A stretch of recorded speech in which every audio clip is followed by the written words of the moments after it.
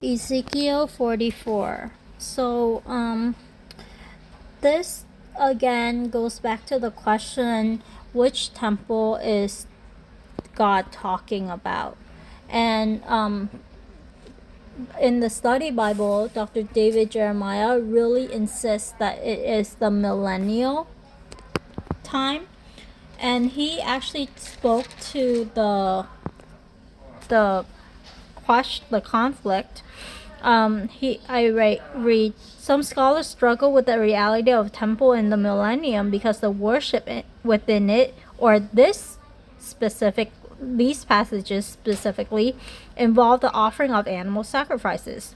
They argue that if Christ's death was final, there can be no purpose in animal sacrifices. And John F. Walvoord speaks to their concern. The answer lies in the fact that the millennial sacrifices will constitute a memorial of Jesus' death, much as the observing of the Lord's Supper is a reminder for his death. Also, just as the Old Testament sacrifices look forward symbolically to Christ's death, so the sacrifices of the millennial kingdom will look back in remembrance to his sacrifice on the cross. And then it further goes on to say that according to Franklin Loxton, this observance of animal sacrifices will serve another important purpose.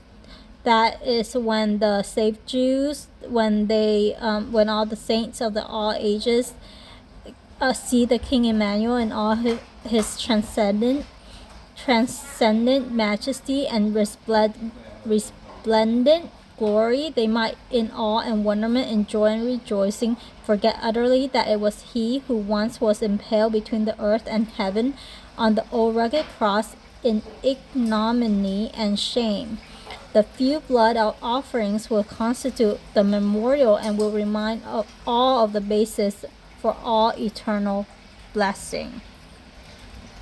Now, I am with the people that struggle to believe that there will be a sin offering and animal sacrifices in the millennial, because even though they make it sound like, oh, it's gonna be a memorial so that we remember Christ's death, otherwise we look at Christ and all we see is his splendor and we don't remember how he sacrificed for us. The Bible states that in the when Jesus comes, the lion will be with the lamb, war will be no longer, tears be no more, and like sin, death is a result of sin. There should be no more death in the millennial kingdom.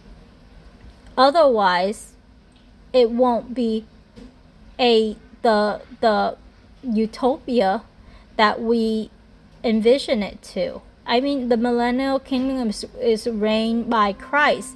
He has conquered death. Death is no more. And so why would there still be, unless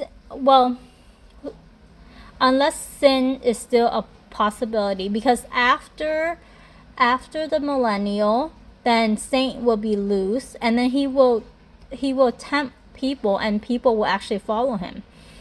And then I don't remember the battle, the Armageddon, is it after the millennial or before the millennial?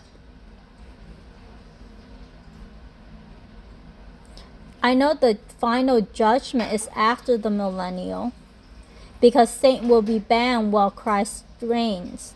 Then he will be released. Then there will be a final judgment.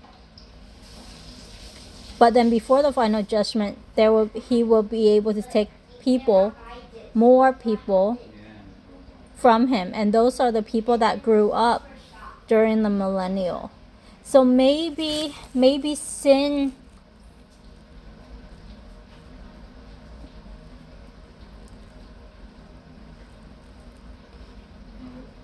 maybe until Satan is judged, then sacrifice still happens, because it says that Oh yeah, because the Bible also says that death will, it's not that death will be no more in the millennial kingdom. It says that even people that are 100, if people die before they're 100, then it's like they're cursed or something. Let me search it up. Okay, so it is a matter of debate.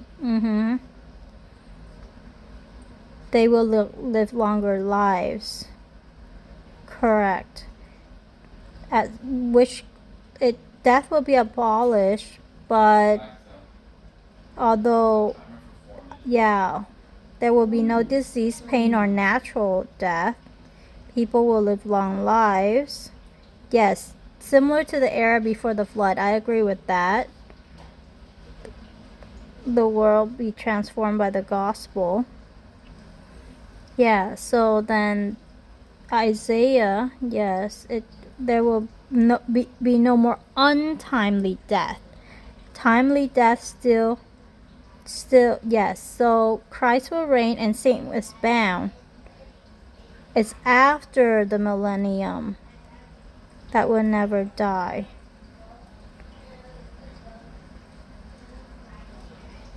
Yes, and so